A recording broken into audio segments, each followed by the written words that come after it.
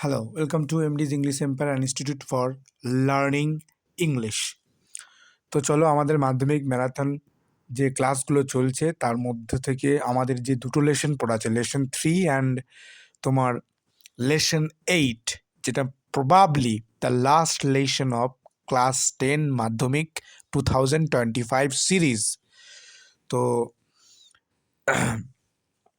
ঝটপট করে আমরা যে কম্প্রিহেনশনগুলো করে থাকি, এক্সারসাইজগুলো এবং গ্রামারগুলো করে থাকি, রিভিশন করছি যেগুলো আর কি, এক্স্যাক্টলি প্রত্যেকটা ভিডিওতে আমার পেয়ে যাবে চ্যানেলগুলোতে ভিজিট করে।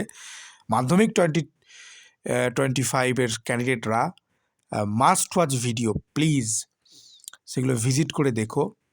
তো চলো, উইদাউট গেটিং অ্যানি লেট আমরা আমাদের ভিডিও টপিকে চলে যাই। তো কম্প্রিহেনশন খোলো, page number 17 of passing uh Bapu by নয়নতারা সেগাল। তো প্রথম কোশ্চেন করি বা প্রশ্ন করি, যেখানে কারেক্ট অল্টারনেটিভ খুঁজতে বলেছে। দেখো প্রথমেই বলছে কি, Gandhiji had been shot on his way to, কী হবে বলো তো, প্রেয়ার মিটিং। ঠিক আছে, প্রেয়ার মিটিং। নেক্সট কোয়েশ্চেন দেখি।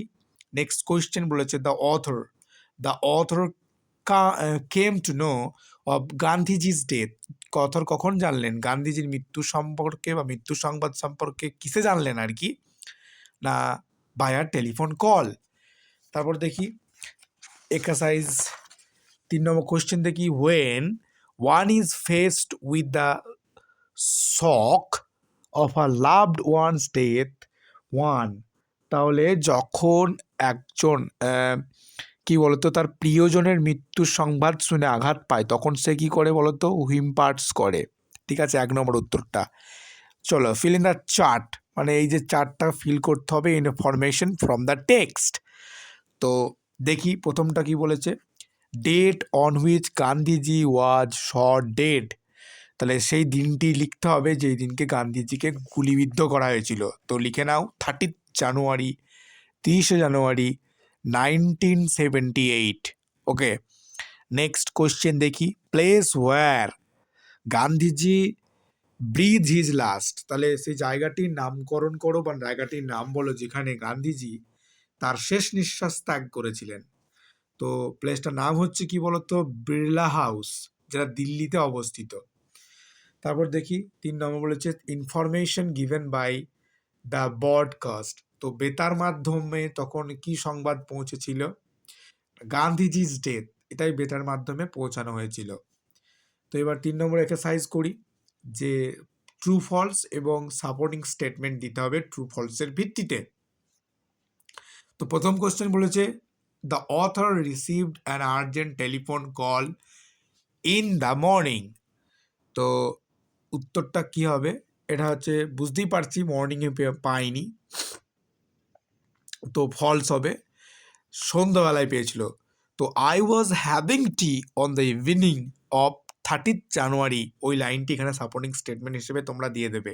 নেক্সট কোশ্চেন দেখি, people attempted to break into the Birla house. তো মানুষজনেরা জোর করে বিড়লা হাউসের ভিতরে ঢোকার চেষ্টা করছিল। কথাটা কি সত্য? Definitely true. তাহলে এটা ট্রু লিখবে। দেখবে একটা আছে যে দে জল স্টেড উইথ ওয়ান অ্যানাদার, হচ্ছে ধাক্কাধাক্কি করছিল আর কি। In a stampede to break into the house, ওই লাইনটি তুলে দেবে এখানে। তো তারপর দেখি 3 নম্বর question, the news of Gandhiji's death did not shock the people. তো গান্ধীজির যে মৃত্যুর সংবাদ মানুষজনকে কি আঘাত দেয়নি বা অবাক করে দেয়নি? কথাটা কি, যে স্টেটমেন্টটা কি সত্য? ফলস করে দিয়েছিল। পিপল ওয়ার টু স্টান মানে কি, চমকিত হয়েছিল মানুষেরা গান্ধীজির ইন দ্য বিগিনিং, গান্ধীজির মৃত্যু খবর শোনার পর। তো ফার্স্ট ইউনিটের ফার্স্ট এক্সারসাইজ 1, 2, 3 আমরা কমপ্লিট করে দিলাম। এবার আমরা করবো ইউনিট 2 এক্সারসাইজগুলো। তো পাতা উল্টাও। তো ইউনিট 4-এ চলে এলাম, সরি এক্সারসাইজ 4-এ চলে এলাম। তো এখানেও কারেক্ট অল্টারনেটিভ খুঁজতে বলেছে। Gandhiji's funeral was to take place, কোথায় টেক প্লেস করবে বা কখন করেছিল? 1 ডে আফটার হিজ ডেথ, তার মৃত্যুর 1 দিন পরই হয়েছে। ক্লিয়ার? তারপর কি, পদ্মশ্রী ওয়াজ মিসেস নাইডুর কে ছিল? ডটার, যেটা সবাই ভুল করে নাইস হিসেবে, হ্যাঁ, কিন্তু এর উত্তর হবে ডটার। তারপর দেখি হোয়াইল, যখন ওয়াকিং, যা হাঁটার সময়, বাপু use to carry in is hand অথবা অ্যান স্টাফ নিয়ে যেত আর কি বাপু। তারপর দেখি complete the following sentences with information from the text. তো এইগুলো যে ইনকমপ্লিট সেন্টেন্স আছে সেগুলোকে কমপ্লিট করব ইনফরমেশন গ্যাদার করে ইউনিট 2 থেকে। তো দেখি থাউজেন্ড অফ পিপল ওয়েপ্ট, কান্নাকাটি করছিল, trying to touch Bapu's feet, Mahatma গান্ধীর যে পাগুলিকে স্পর্শ করার চেষ্টা করছিল। থাউজেন্ডস অফ পিপল, রিমেম্বার করবে জিনিসটা, মনে রাখার চেষ্টা করবে, মনে রাখবে অবশ্যই। তারপর নেক্সট কোশ্চেন কি, the author was among people for hmm walking with Bapu. ওকে, তারপর দেখি to walk is to make slow progress, to walk is to make slow progress. তাহলে এক্সারসাইজ 5 আমাদের কমপ্লিট। তো আমরা এবার মুভ করব এক্সারসাইজ 6-এ, যেখানে স্টেটমেন্ট অ্যান্ড রিজন আছে। বলে রাখা ভালো যে এরকম প্যাটার্নই তোমাদের কোশ্চেনগুলো কিন্তু 25-এ সেট হবে। তো এইগুলো যারা ভালোভাবে রিভিশন করবে, আমি যে রিভিশন করিয়ে দিচ্ছি, এই যে তোমাদের ম্যারাথন ক্লাসগুলো আমার চ্যানেলে পেয়ে যাবে, প্রত্যেকটা ক্লাস মাস্ট ওয়াচ ক্লাস, ভালোভাবে খুঁটিনাটি করে আর একবার করে টেক্সটগুলোকে, যে তোমাদের আনসারগুলো যে তোমাদের এক্সপিরিয়েন্স হয়ে আছে, আর একবার মিলিয়ে দেখে নাও। আশা করছি তোমাদের এক্সাম ভালো হবে। তো চলো, স্টেটমেন্ট অ্যান্ড রিজন এরকমগুলি তোমাদেরকে দেওয়া হবে পরীক্ষাতেও, এক্সামেতেও। তো দেখি কখনো কখনো দেখে, তো এদের 3টেই স্টেটমেন্ট একসাথে করা আছে, কখনো কখনো উল্টো পাল্টা হতে পারে, ঠিক আছে। তো দেখি, ইট ওয়াজ ইম্পসিবল টু মুভ, কারণটা কি ছিল না, the crowd was very thick, অনেক ঘন ছিল, মানে মানুষজনদের দলের যে ভিড়, সেই দলের ভিড়টা প্রচণ্ড মাত্রায় ছিল, সেই জন্য। তারপর দেখি Padamasi declared that they would walk with Gandhiji in the funeral procession. Okay, funeral procession-এ কি হবে, কেন না, it was the last time, কেন হাঁটবে না, এটা হচ্ছে যে শেষ সময়, যে they would be walking with the Bapu, এটা লিখে নিও, যে it was the last time they would be walking with Bapu. Okay, next question দেখি, to walk was often the only way to open to the average Indian. Okay, যে হাঁটাটা প্রায় গড়পড়তা ভারতীয়দের পক্ষে একমাত্র পথ, ঠিক আছে। তার রিজনটা কি, কারণ হচ্ছে এটাই, because they were unable to afford, তারা ব্যয়ভার করতে পারে না, ভেহিকেল, ঠিক আছে, কোনো যানবাহন, or the cost of transportation, তো যানবাহন অথবা চলাচলের জন্য যে পয়সা বা ব্যয় হয়, সেটা কি করতে পারে না, ব্যবহার করতে পারে না আর কি, ঠিক আছে। তাহলে unit 2 exercise 4 and 5 and 6 completed. তো আমরা মুভ করি ইউনিট 3-র এক্সারসাইজগুলোতে। তো চলো দেখি এক্সারসাইজ নাম্বার 7, পেজ নাম্বার 23। তো সে কারেক্ট অল্টারনেটিভ চুজ করতে বলেছে। গান্ধীজির ashes were taken to Allahabad, ঠিক আছে, এলাহাবাদে নিয়ে যাওয়া হয়ে গেছিল তার অ্যাসেসগুলো, মানে শেষ যে অস্থিটা। তারপর কি বলছে, a huge crowd had gathered by the Ganges, Ganga নদীতে হিউজ ক্রাউড ছিল, কেন ছিল, কারণ ওখানে গান্ধীজির যে ফিউনারাল প্রসেশনটা হচ্ছিল। ওকে,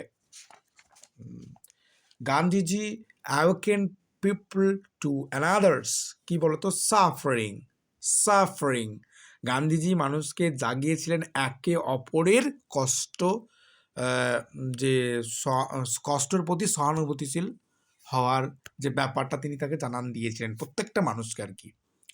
তো এবার মুভ করি, আবার সেই ইনকমপ্লিট সেন্টেন্সকে কমপ্লিট করতে হবে, এবং এর স্টেটমেন্টগুলো পেয়ে যাবো আমরা ইউনিট 3-তেই। তো 8 নম্বরের এক্সারসাইজটা করি। People on the special train were singing bhajan, তাহলে ভজন গাচ্ছিল, ভজন। তারপর কি, the author felt she had grown up within a magic circle, একটা ম্যাজিক সার্কেলে গ্রোন আপ হয়েছে আর কি।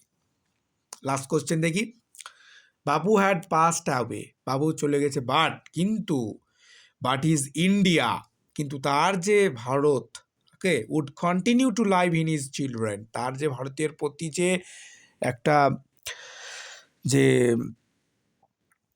যে গ্র্যাটিচিউড, আর বলতে পারি যে ভারতের প্রতিতে তার একটা নিঃস্বার্থভাবে যে